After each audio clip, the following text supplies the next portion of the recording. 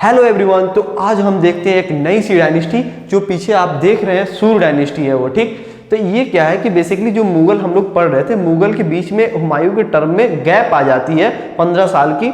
उस गैप में जो डायनेस्टी होती है वही सूर डायनेस्टी होती है। देखते हैं इसको कब से कब तक की वो गैप थी, जिसको हम लोगों ने देखा था कि हुमायूं जब पढ़ रहे थे तो हुमायूं का जो टर्म था आप देख रहे होंगे 1530 से लेकर 1540 तक था। फिर आपका आता है 1555 से लेकर 1556 तक। और जो हुमायूं के टर्म में हमें थोड़ी बहुत जो कन्फ्यूज़न हुई थी, उस कन्फ्यूज़न को दूर करने के लिए हमें ये डायनेस्टी जानना होगा। ये डायनेस्टी कब से कब तक रूल करती है? 1540 से लेकर 1555 तक। तो आप बोल सकते हो कि मुगलों को हराने वाली एक डायनेस्टी थी जिसका नाम क्या था? सूर डायनेस्टी। और इसके राजा कौन थे? पहले राजा शेरशाह सूरी। ठीक, अब जानने वाली बात यह है, क्या शेरशाह सूरी अकेले ही रूल करते हैं पूरे 15 साल या उनके साथ उनके कोई वंशज भी आते हैं? अगर आते हैं तो उनका भी नाम जानना होगा। और शेरशाह सूरी जितने दिन रूल करते हैं, जो ये सूरी डायनेस्टी रूल करती है हमारे हिंदुस्तान में, इनके एतबार से कौन सी क्वेश्चंस हमारे एग्जाम में आ सकती है। ठीक, इतने चीज को जानना हमारे लिए बहुत अहम है, हमारे एग्जाम के लिए, हमारे नॉलेज के लिए। ठीक, तो हम लोग जानते हैं, इसे स्टार्ट करते हैं कहाँ से? शेरशाह सूरी से। तो चलिए हम लोग शुरू करते हैं शेरशाह सूरी। अब यहाँ पे आप लोग तस्वीर देख रहे होंगे शेरशाह सूरी की, बहुत बड़े कमांडर टाइप की ये दिख रहे होंगे, लड़ाकू टाइप के। ठीक, तो अच्छी बात है, बिना लड़े तो कोई आप जंग जीत नहीं सकते हो। सबसे पहले आपको राजा बनना होगा तो पहले किसी से लड़ना होगा। जो हमने बाबर को देखा था, उससे पहले जो आए थे दिल्ली सल्तनत के पहले जो मुस्लिम रूलर थे, कौन थे? मोहम्मद गौरी, उनको भी देखा था, वो भी बहुत अच्छे तलवार चलाते थे। बाबर भी चलाता था और दूसरा ये शेरशाह सूरी भी बहुत अच्छी तलवार चलाना जानता था। ठीक, तो शेरशाह सूरी का टेन्यूर कितना है? 1540 से 1545 पता चल गया। ठीक, कि इसमें और भी राजा रूल किए हैं, उनका भी नाम हम लोग जानेंगे। इनके फादर का नाम क्या था? हसन खान सूर। फादर का नाम क्या था? हसन खान सूर। पैदाइश कहाँ हुई थी? 1486 में, 1486 में सासाराम में। सासाराम कहाँ पे है भाई? बिहार में है। ठीक, तो बेसिकली ये बिहार से बिलोंग करते थे। ठीक, तो अब नेक्स्ट आते हैं कि इसमें इनकी मौत कब हुई थी? 1545 में। कहाँ पे हुई थी? कालिंजर फोर्ट में। अब जानेंगे कालिंजर फोर्ट में इनकी मौत कैसे हुई। बिहार का रहने वाला आदमी कालिंजर फोर्ट में इसकी मौत कैसे हो जाती है? पूरा नाम क्या था? फरीद खान। शेरशाह सूरी उनका टाइटल था। शेर जो उनको टाइटल दिया गया था क्योंकि वो बहुत ज़्यादा ताकतवर थे। ठीक, सूरी उनके जो देख रहे होंगे, सूर उनके अब्बा का नाम के पीछे है तो उसको उन्होंने यूज किया शेरशाह। ठीक, ये मतलब नाम बनी थी जिससे वो ज़्यादा फेमस थे, बट रियल नेम क्या था उनका? फरीद खान।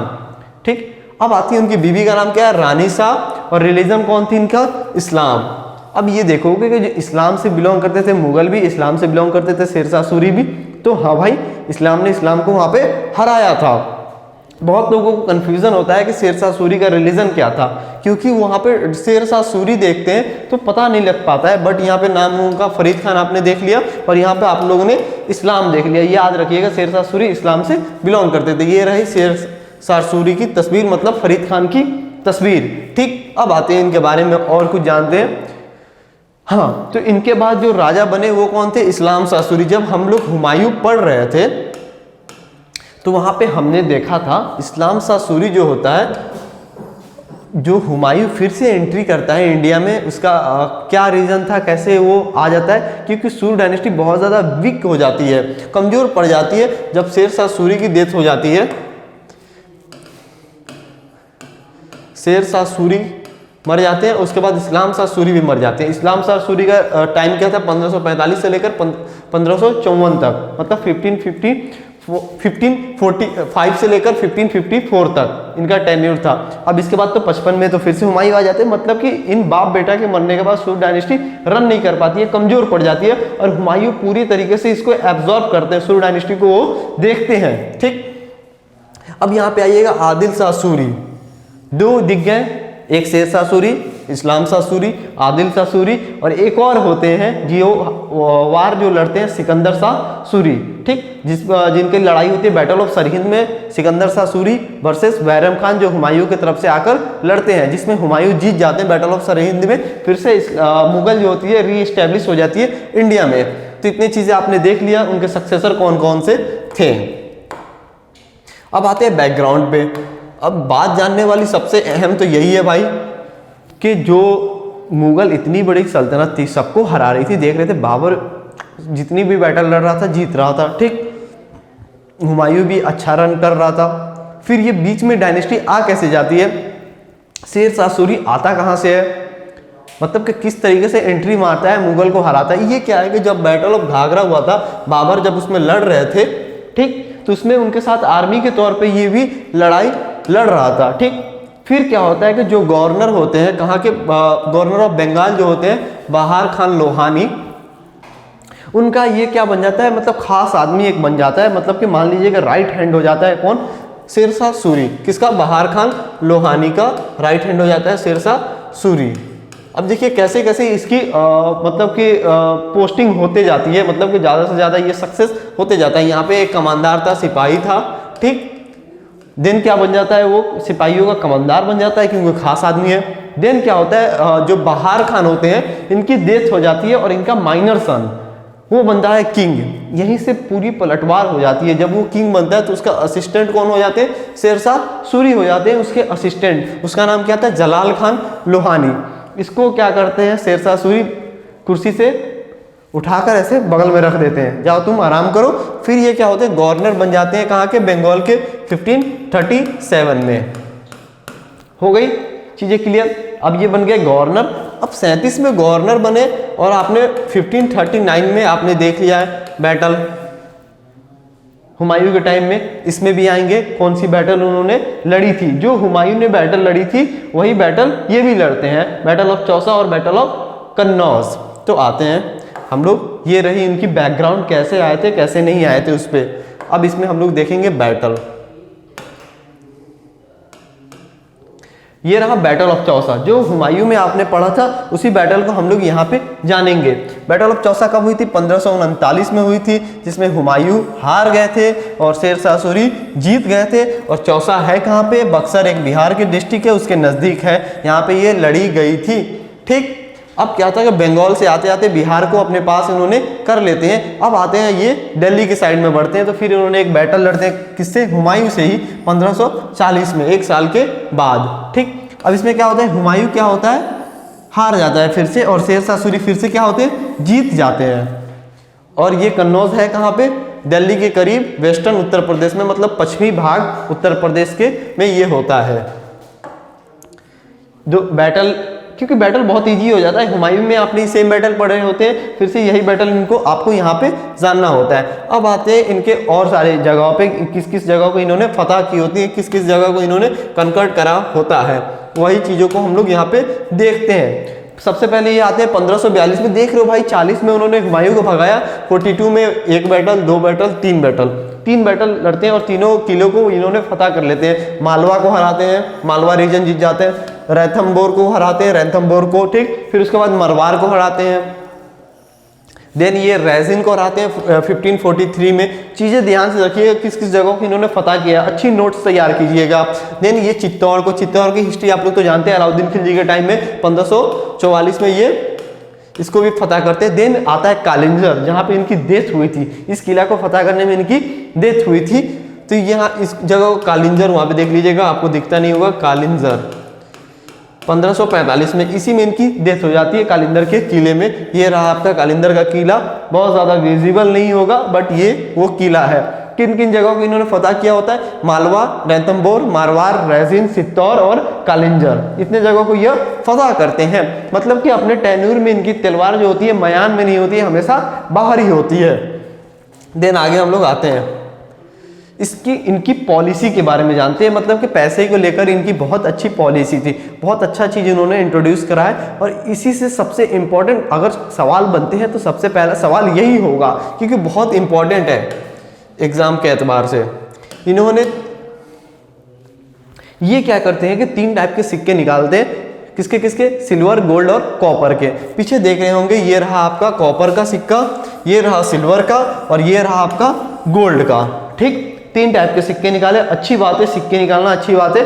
फिर क्या होता है कि अगर मोहम्मद बिन तुगलक जैसा कुछ आप काम ना करें तो अब ये क्या करते हैं, इन सिक्कों का नाम देते हैं। सिल्वर का नाम देते हैं रुपया, जो अभी हमारा नेशनल करेंसी है। तो अपने आप में आपको पढ़ते ही समझ में आ गया होगा कितना इंपॉर्टेंट ये क्वेश्चन है। गोल्ड को मोहर नाम दिया था और कॉपर को पैसा, पैसा जो रुपये से वैल्यू कम होती है। अभी हमारी जो इंडियन में मनी की जो हम लोग वैल्यू मेजर करते हैं या तो रुपया में करते हैं या तो पैसा में करते हैं, ठीक। अब बोलोगे सर पैसा तो चलता नहीं है, अभी भी कहीं कहीं पे बिल जो बनती है, बिल में कभी कभी आ जाता है 39.5025 पैसा, ठीक, जिसको हम लोग राउंड फिगर में पे करना होता है, या तो कभी वो माफ कर देता है या हमें कभी पे करना होता है, ठीक। तो ये चीजें अभी भी रन करती है डिजिटल मार्केट में। जैसे आप रिचार्ज वगैरह पे करोगे तो वहां पे टैक्सेस लगते हैं, तो टैक्सेस अभी भी पैसे में होते हैं। देन आपका आ गया कुछ और भी पॉलिसी इनकी हम लोग देखते हैं एग्रीकल्चर से रिलेटेड, किसानों से रिलेटेड। इन्होंने क्या करते हैं कि ये जो भी लैंड रेवेन्यू से वो पैसा लेते हैं, टैक्सेस लेते हैं, उसको फिक्स कर देते हैं, 1/3 लेते हैं। जितना भी आपका प्रोडक्शन होगा उसका 1/3 चीज़ हमें दे दीजिएगा। अगर आपका 30 kg होता है तो उसमें से 10 kg हमें पे कर दीजिएगा। ये चीज़ें इन्होंने फिक्स कर दी थी। अच्छी बात है, हमेशा बढ़ाने घटाने से अच्छा एक बार आपने फिक्स कर दिया, अच्छी पॉलिसी है। इन्होंने पीजेंट को, किसानों को एक पट्टा दिया, एक नाम दिया, एक टाइटल दिया जिसका नाम क्या था, पट्टा, ठीक, एक टाइटल दिया जिसका नाम क्या था, पट्टा। और देन क्या होते हैं कि एक इन्होंने एग्रीमेंट को वर्ड दिया था नया सा, वो क्या था, कुबलियात, जो अभी भी एग्रीमेंट को हम लोग उर्दू अल्फाज में कुबूल बोलते हैं, ठीक, कुबलियात इन्होंने वर्ड दिया एग्रीमेंट के लिए। और देन इन्होंने क्या किया, जमींदार को हटा दिया बीच में से। जैसे क्या होता है कि मैं किसान हूं और आप शेरशाह सूरी हो, ठीक, मुझसे आप कलेक्ट करने के लिए डायरेक्ट मैं जाकर आपके किले में पे करूंगा। ये नहीं कि थर्ड पर्सन कोई आएगा, बीच में कोई दलाल नहीं था जिसको हम लोग उस टाइम जमींदार बोलते थे। इन्होंने बीच में जमींदारों को हटा दिया और डायरेक्ट टैक्स कलेक्ट होने लगे थे। ये चीजें इन्होंने बहुत अच्छा किया था, अच्छी बात है। देन हम लोग आते हैं इनके एडमिनिस्ट्रेशन पे। आप बोल सकते हो अभी मोनूमेंट्स इनकी देख लेते हैं, फिर उसके बाद हम लोग एडमिनिस्ट्रेशन देखेंगे क्या क्या मोनूमेंट्स ये बनवाते हैं, इनको हम लोग जान लेते हैं। रोहतास फोर्ट, रोहतास फोर्ट इन्होंने कहाँ बनवाया है, पाकिस्तान में। तो याद रखिए रोहतास फोर्ट कहाँ पे, पाकिस्तान में, बिहार में नहीं है। बिहार में भी एक रोहतक है, उस जगह से कंफ्यूज मत होइएगा कि बिहार के हैं तो बिहार में इन्होंने किला बनवाया, ये पाकिस्तान में बनवाया होता है। शेरशाह सूरी मॉस्क कहाँ पे बनवाया, पटना में। और फिर क्या होता है, पुराना किला के अंदर एक मस्जिद बनवाते हैं और एक अच्छा सा महल टाइप का बोल देते हैं, वो बनवाते हैं। मस्जिद का नाम क्या है, किला है कुहुमा मॉस्क, ठीक, किला है कुहुमा। और उस हवेली का नाम क्या है, शेर मंडल, जो कि ऑक्टागोनल था, मतलब ऊपर से क्या था कि 8 वर्टेक्स वाली महल थी, ठीक, जैसे गोल आता है ना एक सर्कल में, वो ऑक्टागोनल टाइप का था, 8 वर्टेक्स वाली महल थी। ये कभी पूछ सकता है तो 8 वर्टेक्स वाली ये महल थी, ऑक्टागोनल टाइप थी। पुराना किले के अंदर ये दोनों था। और जो हमने फर्स्ट पीपीटी पे देखा था, रोड के ऊपर शेरशाह सूरी लिखा हुआ था, सूरी डायनेस्टी लिखा हुआ था, सॉरी, तो इसलिए था कि इन्होंने ग्रैंड ट्रंक रोड का भी इन्होंने स्टार्टिंग किया था, उसको बनवाया था। जीटी रोड इन्होंने ही बनवाया था, जो कि बहुत लंबी रोड थी। जब बनी थी तो ये कहाँ से कहाँ तक को कनेक्ट करती थी, कोलकाता से लेकर पेशावर तक। ये अभी हिंदुस्तान का पार्ट है और ये पाकिस्तान का पार्ट है। ये हिंदुस्तान का ईस्ट साइड है और ये पाकिस्तान का वेस्ट साइड है। बहुत लंबी रोड इन्होंने खिंचाई थी, बनवाई थी। अब आते हैं हम लोग इनके नेक्स्ट में एडमिनिस्ट्रेशन में। ये बेसिकली आप लोग ये एडमिनिस्ट्रेशन जो देखते होंगे, बोल सकते हो कि उस टाइम में इन्होंने फेडरलिज्म का टर्म दिया था, फेडरलिज्म का। अब फेडरलिज्म क्या होता है, division of power from central body to lower body.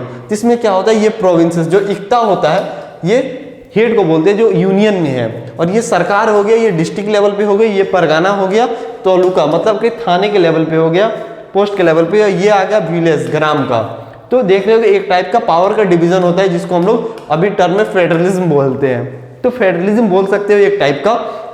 इसके हेड देखते थे, एकता के हेड को क्या बोलते थे, हाकिम एंड अमीन, ठीक। और डिस्ट्रिक्ट में जो सरकार होता था उसको हम लोग मुंसिफे और मुंसिफान बोलते थे, मुंसिफ, मुंसिफान, ठीक। अब आता है परगाना, जो तालुका होता है इसको हम लोग क्या बोलते हैं, सिकदार एंड मुंसिफ, ठीक। इनका जो हेड होता है मुंसिफे, मुंसिफान, और उसके नीचे जो आता है उसको सिर्फ हम लोग मुंसिफ बोलते हैं। और जो सबसे लोअर लेवल पे, विलेज लेवल पे होता है, उसको हम लोग क्या बोलते हैं, आमिल और मुकद्दम, आमिल और मुकद्दम बोलते हैं। जो विलेज लेवल पर जो आपका भी प्रधान वगैरह होते हैं, उनको हम लोग क्या बोलते थे उस टाइम में, मुकद्दम और आमिल बोलते थे। ये सारी टर्म उस टाइम में यूज होती थी। जो आपका हेड ऑफ गवर्नमेंट होता था उसको हम लोग इस टर्म से जानते थे। यही पे होता है सूर्य डायनेस्टी आपका एंड। जो आपके 15 साल का जो गैप था उसमें इतनी सारी चीजें हुई थी, ये सब आपके एग्जाम के एतबार से सही हो सकता है। तो यहीं पे हम लोग इस एपिसोड को करते हैं खत्म। तो ओके, हम लोग मिलते हैं फिर एक नए एपिसोड में नए वीडियो के साथ। Thank you.